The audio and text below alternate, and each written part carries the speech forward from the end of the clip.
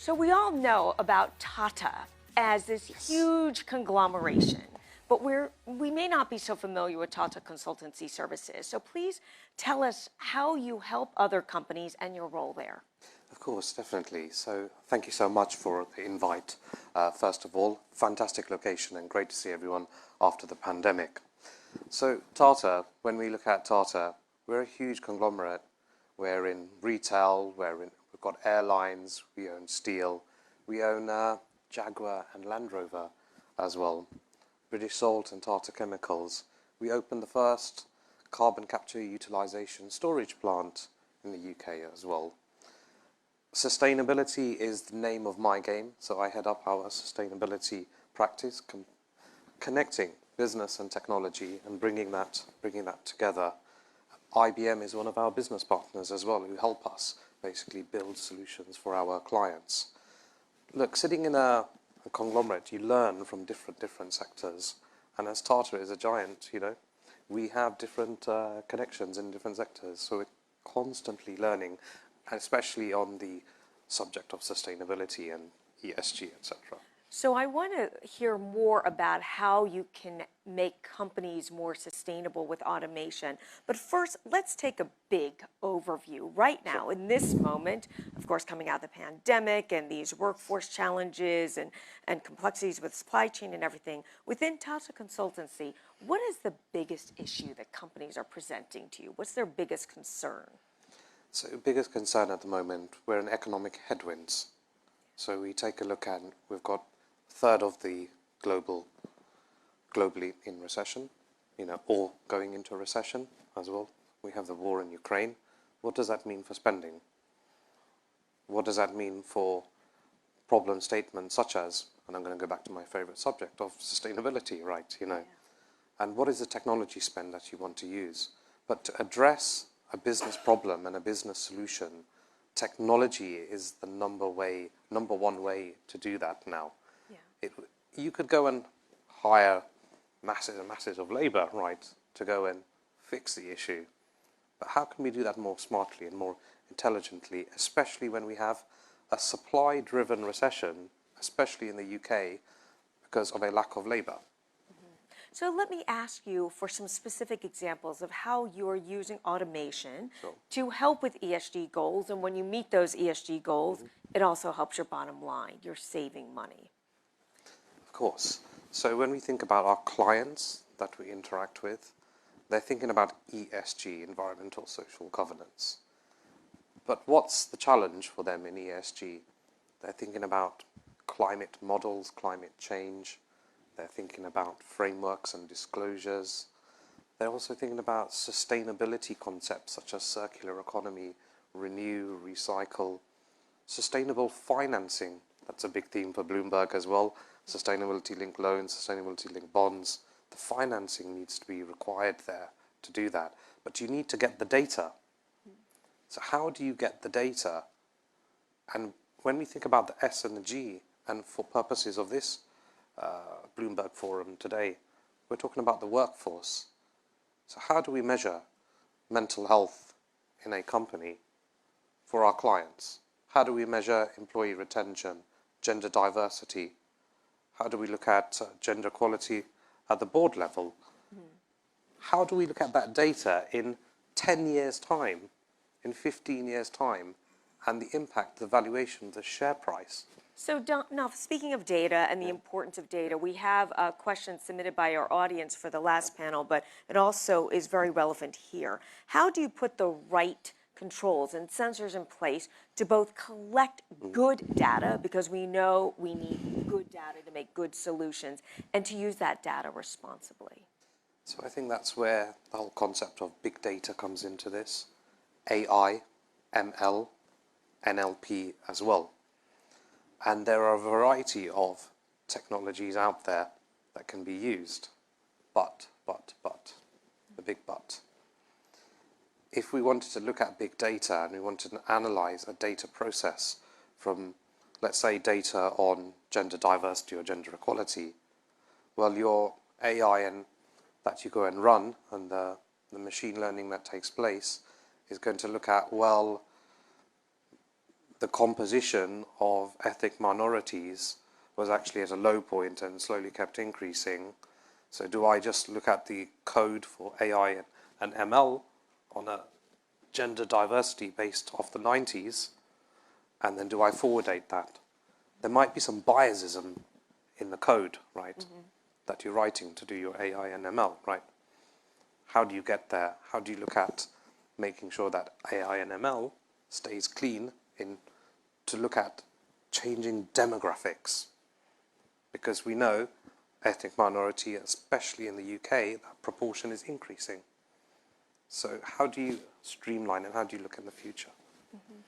I would ask you a little bit about how you are managing to achieve these goals, both internally within Tata Consultancy, and then how you're also helping your other companies. So can you give us an idea? Are you always on the lookout to hire data scientists? How is that going for you? How difficult is it? Again, how you are rolling in automation to help when you can't even hire that many technical people that you need, the programmers and the data scientists. Because these are big questions and big issues that you're trying to solve. And the data, as we heard from Dinesh just earlier, the data keeps growing every day, massively. So first thing is, remember what I said, the recession, the recession that we are going through is induced by a labor supply shock. So where are we going to find the scientists, the engineers, the data people, right? That's why when we're thinking about migrant flows, that it goes back to how do we invest and what do new millennials want to basically do? So how do we build that base up? So we do a lot of investment with internship programs. We do a lot of investment with universities as well and partnerships. But also there is a labor problem in the country, right?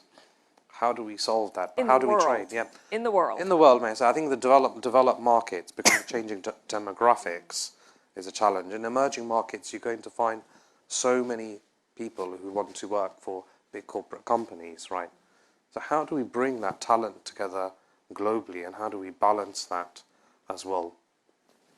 I would ask you a question that it was a topic that came up in a conversation that we had, that you have a benefit with Tata being such a big conglomeration and been around for a long time, a legacy company now.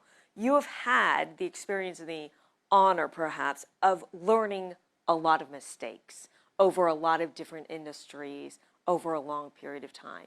And you use those lessons to help others. Can you talk a little bit about that, about learning a lot over a wide range of businesses, because we are joined today virtually and in person by such a wide range of businesses? Of course.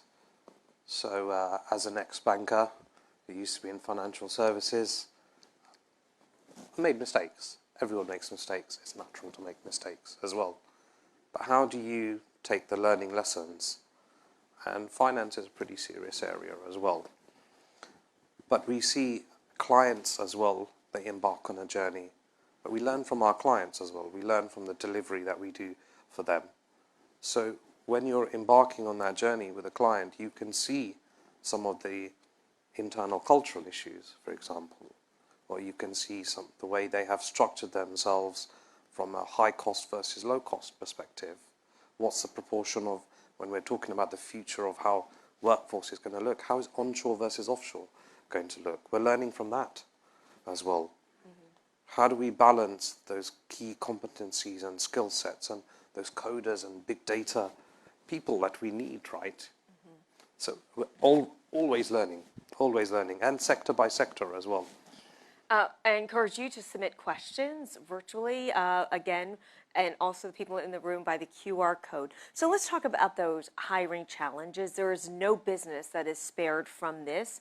We've talked about this extensively. Are there things that Tata Consultancy is doing in order to attract talent? And what is the advice that you give your partners to attract talent? So I think there's a huge shift in millennials now and their thinking. What sort of work-life balance do they want? That's very important. Don't forget that's measured in an ESG framework, social governance framework, social governance metrics. That's very important. How do you implement that? How do you give the right skill sets? How do you give the right learning? What do you think about competencies? You know, I mean, obviously I'm always going to talk about sustainability, right? You know, but everyone wants to go cleaner and greener, and millennials are looking for more ethics as well. I think people are quite fed up with what's happening with politics around the world as well. So the level of intelligence of and understanding the world is interconnected, especially with millennials, is something that has to be factored in as well. But how do you get that balance right? And it goes back to, if you're a global organization, what's high cost, low cost, onshore, offshore, nearshore, right shore as well? That's how the future workforce is going to change. Yeah.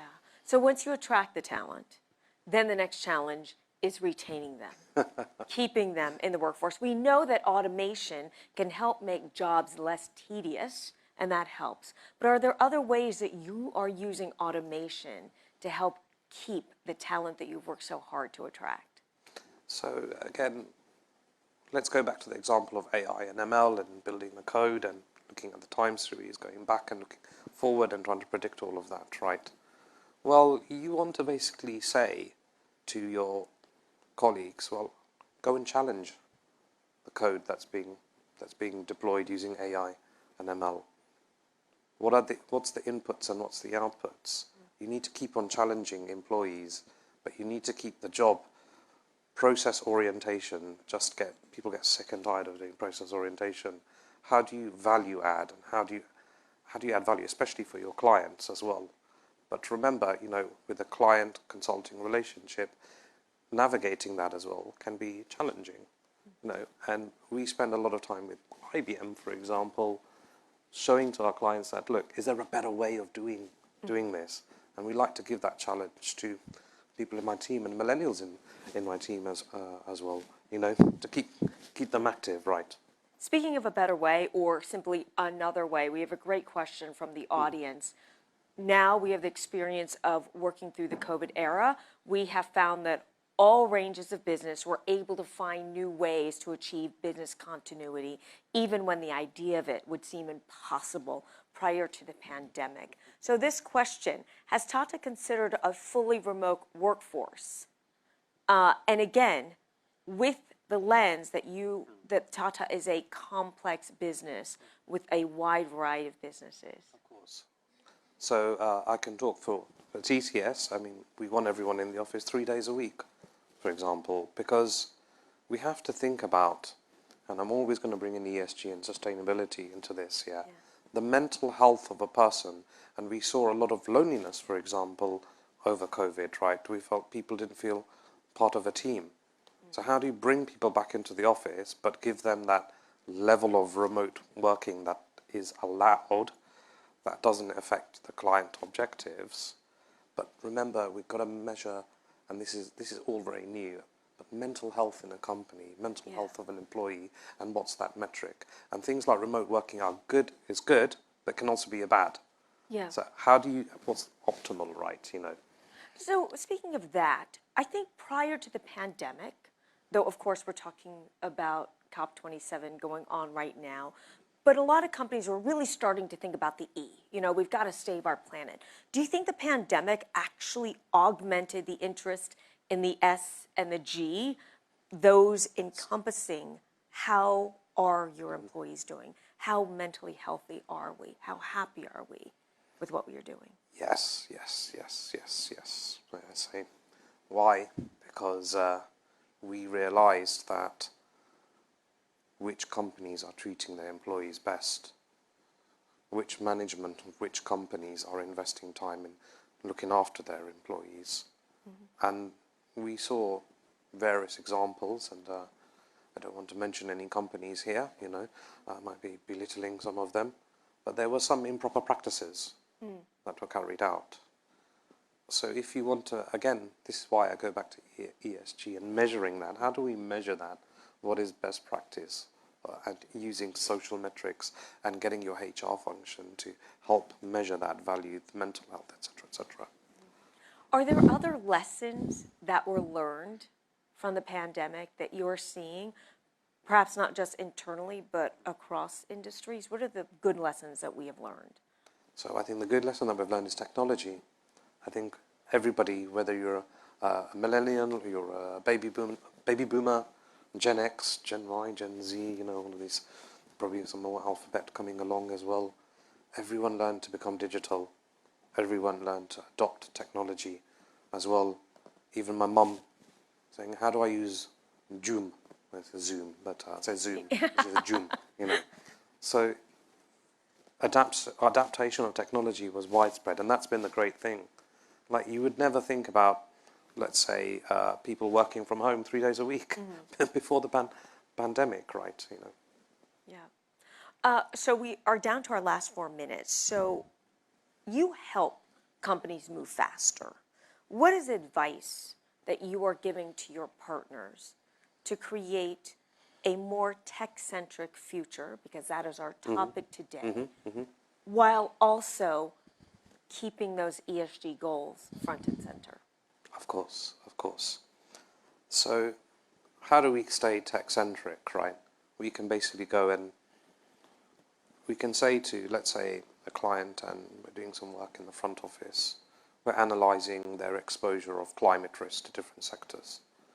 Say, well, I can go and get you 10 people, and they can go and download the data and put the data together. But how do we use technology, right? Isn't a smarter way of putting that data together, sending that to a different location, getting that analysed, and then sending that back? Let's work smarter, right? Let's use technology to solve the problem. I think one of the issues is that the business are very siloed, and the business are very into their area and financial valuation. Let's take a bank, for example, valuation, pricing, risk management. And then you've got the IT folks who are looking at AI and ML and architecture and tech stack and pipes and data warehouses. How do you connect those two different organizations together? That is now happening. It's not happening as fast as I personally want it, but we need to accelerate that journey. And that's why future of the workforce needs to become more tech savvy, right? The pandemic accelerated that as well. So I have to ask you, how do you get your colleagues to buy into embracing both new tech solutions and also to buy into these goals that, and they're busy in their day-to-day life just trying to keep up, but you say we have to look forward? Trading, training, investment. But remember, the employee has to take interest as well, right? And you also have to, you have to understand, is that part of where they see their career going? Does it, where is their path going? Is it into the business side, into the technology side, or do they want to do a blended style role? And there are various different roles out there in industry. I think I started from the business side, and then I've ended up in a technology company. But I feel that I complement my colleagues who are on the technology side, whereas I'm bringing in the business side. So just as we've seen a lot of digital upscaling within the workforce, which can have a benefit, because instead of people leaving and you have to find new people, you can actually transform someone's job, hopefully, to a better position, a more interesting position, and maybe even other benefits, including, the ability to advance more. Are you finding that this has to be the trend of the future? Definitely. It's all about going digital. Simple. Sorry, one-word answer, three-word answer. But again, doing that upscaling is challenging. You have to have people buy in. Of course, but it's investment, resources, support from your HR function as well. But it's also interest has to come from the employee. And you're not going to expect everyone, hey, I want to learn about Python. Some people don't want to know about Python, Some people want to understand pricing and valuation, right? Balancing that is, I'm not going to say that's easy. Okay, we are running out of time, Sure. but I have to ask you this great question that just came in from the audience. In your application of ESG, does Tata drill this down into every country? Because again, you're a global company, or do you focus more on the Western countries? So we are a global company when we look at ESG, and we basically at the top level of Tata Group. We have our UN SDG framework as well that we use. And then we have individual companies which are using different ESG frameworks as well. So very, very important for us. Although everyone might be at a different level right now, this is a global initiative for you. Yes, it is. Yes, very, very important. We also have the Tata Sustainability Group, which works very closely with all of our Tata companies in steel, airlines, retail. Again, I could go on all morning, may I say, all afternoon, wherever you are in the world. Truly a global outlook. Nav, thank you very, very much. I appreciate the conversation as always, and I encourage you to catch up with Nav after our sessions. Thank you so much. Look forward to speaking to you all. Thank you so much, everybody. Thank you.